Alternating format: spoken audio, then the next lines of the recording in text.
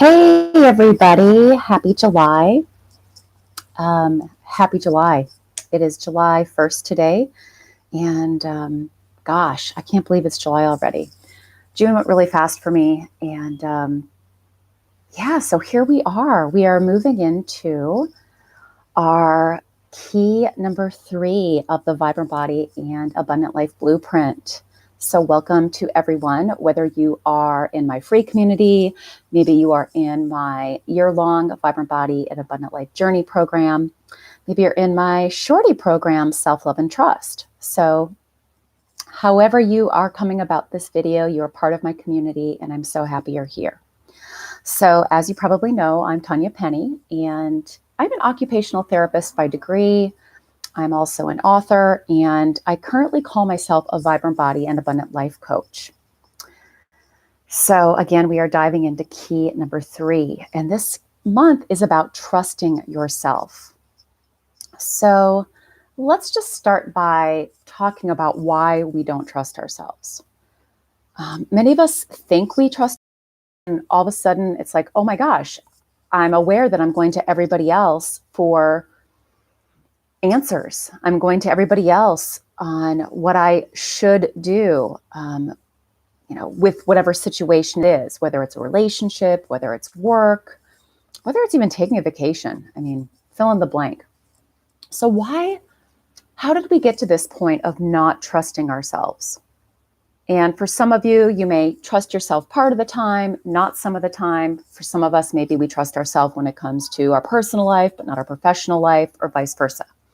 So wherever you are on your journey of trusting yourself, this is going to be a great introduction, and I'm going to give you some insight and some tools to get started. So again, why don't we trust ourselves? Let's start with that. There are many reasons why we do not fully hear our guidance and follow it. Some of us may be great at hearing our guidance, but we suck at following it.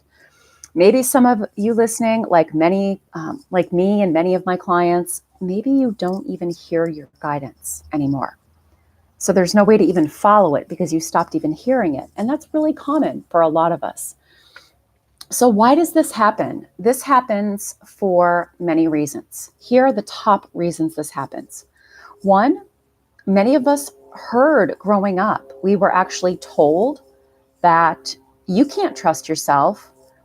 Maybe when it comes to, money. I mean, I heard that a lot growing up. Women don't know how to manage or grow money. So I didn't trust myself with money for a really long time, and decisions with money. Some of us, it's even trusting ourselves for simple things like, you know what, this is the type of ice cream I like. And it's like, no, you don't. Or I feel this way. You don't know how you feel.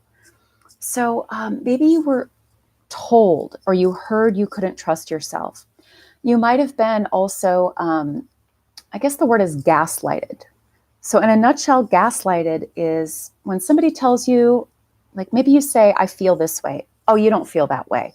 Or you shouldn't feel that way, which is actually shaming for how you feel. Or even somebody telling you, this is a big gaslight. When you go to speak your truth on something, maybe something happened and they either ignore it or they say to you, oh, that didn't happen. So trusting yourself is really about hearing your guidance, expressing it, following it. And again, we had many negative experiences growing up, whether it was verbal shaming, criticism, whether it was physical punishment. Just so many ways that we started to feel that it wasn't safe. It wasn't actually safe to fully express who we were, to fully express and share and follow our guidance, our truth. And because of this, we stopped trusting ourselves. Really, it was a survival mechanism, a coping mechanism to help us get acceptance, love, approval, and avoid negative feedback, negative action. So what we did is we turned down our guidance. Some of us actually turned it off. we turned it down, or maybe we still got our guidance, but we didn't express it anymore, or we didn't act on it anymore. And so whatever that looks like for you, I want you actually right now, one of the big tools that we use to shift this is awareness. So right now I'm bringing some awareness to why you may not trust yourself. And it almost always begins in childhood. And the things that were said to us, the things that were done to us. And it could have been as, maybe one of your siblings. You saw one of your siblings, breaking free and expressing themselves and following their guidance, and they got punished. So part of you said, I'm not going to do that. I'm going to turn mine off. So it may not even have happened to you. It may have happened to one of your siblings, and you saw that and you were like, I am not going to let that happen. I am turning it off. So our fears and our limiting beliefs are causing us to continue not to trust ourselves today. Okay, so again, awareness is key. And so one of the tools I want you to start with is what I call write and reflect. So I call it looking back, but not staring. We're not going to get stuck in it. I know many of you have already looked at your past, but we're looking at it for many of you in a different way, not in a way of blaming, not in a way of being a victim, but in a way of just looking at what are the facts. Why do I not trust myself in this area of my life or in all areas of my life? Why am I not hearing and following my guidance? Trusting myself to hear and follow my guidance. And for some of us, maybe you made a mistake in adulthood too, right? But it usually starts in childhood, but then of course it perpetuates in adulthood. And so now you're also telling yourself, well, I made a mistake, so I can't trust myself because I made a mistake. So again, take a few minutes, pause this if you would like, or come back to it later. But I want you just to pause for a moment and start to write and reflect on what in your childhood and adulthood happened that you learned to not either hear your guidance or hear it and follow it. Maybe you turned it all the way off. Maybe you turned it down. Maybe you still got it, but you didn't follow it. And this is really important because many of us have an illness in our body because we are not hearing and following our own guidance. We're still people pleasing. We're still falling into the perfection, people pleasing, et cetera, patterns and fears, and aren't fully hearing and following our own guidance, trusting ourselves to make our own decisions. So take a moment, do that, come back to it if you'd like.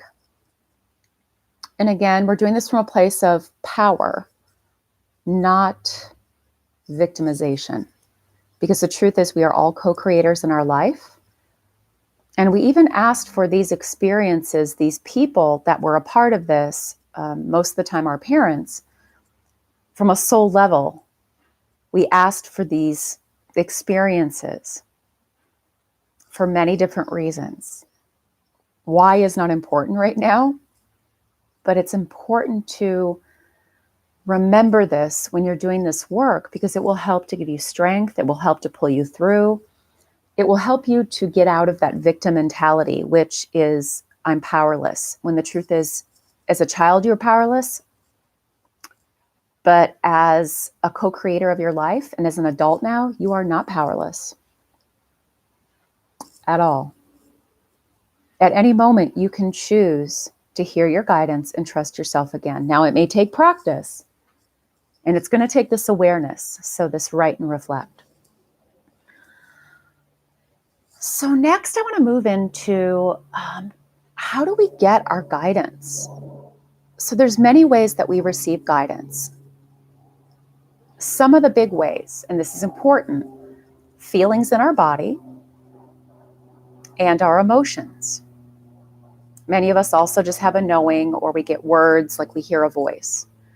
But today I want to focus on, in this short intro, feelings and emotions. So feelings in our body let us know if we are in alignment with our truth, with hearing and following our guidance, trusting ourselves to do so, or if we're out of alignment with that. If you have an illness, any illness in your body, it's most likely one of the pieces is you not fully listening to your guidance and following it. Okay. Some illnesses are due to that more than others, but most of the time, every illness, this is one of the keys to healing it.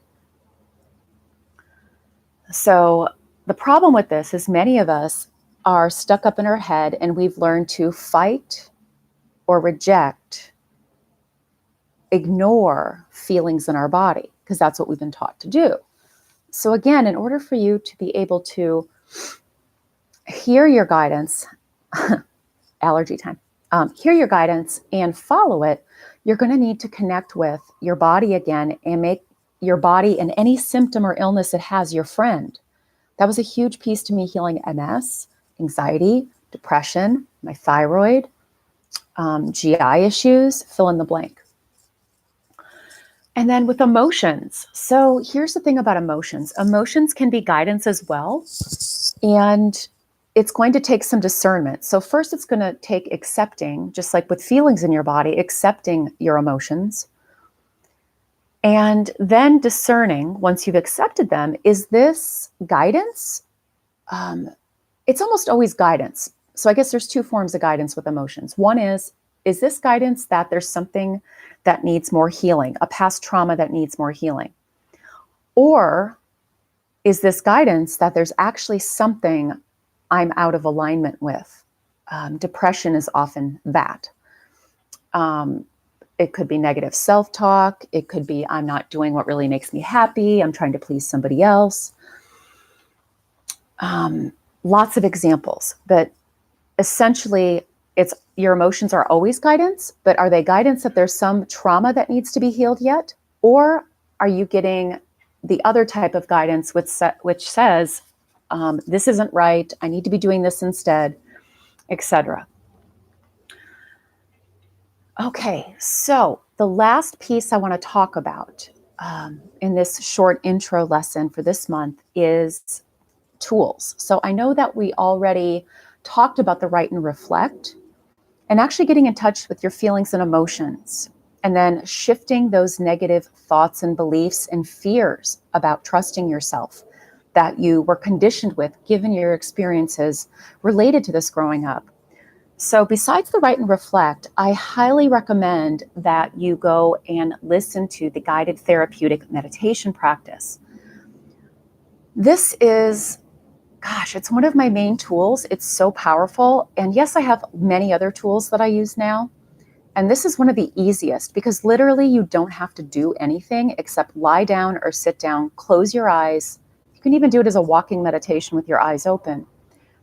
And it will help you to get in touch with and listen to and accept the feelings in your body, your emotions, as well as shifting those negative thoughts and beliefs that you picked up on given your negative past experiences on hearing and following your guidance.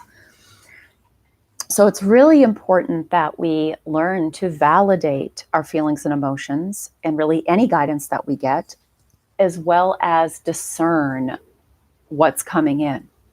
So this guided practice helps you to do that, as well as to shift those limiting negative beliefs or fears, given your past negative experiences or traumas around hearing and following, expressing your guidance.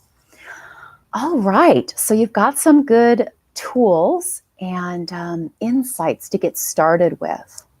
And if you want more and you're not already part of one of my programs, you can find the details below for the Self-Love and Trust program, the Vibrant Body and Abundant Life Journey program, which is all 10 keys, as well as just joining us for this month, Trust Yourself. And of course, you can always sign up for a one-on-one session with me, and we'll dive deeper into this. And I will shine the light on more of and connect the dots of more of why you don't trust yourself, and then give you an individualized process to help you begin to do that.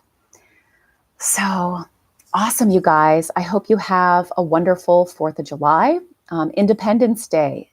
So one of the reasons I chose this topic for this month, trusting yourself is part of being a sovereign being.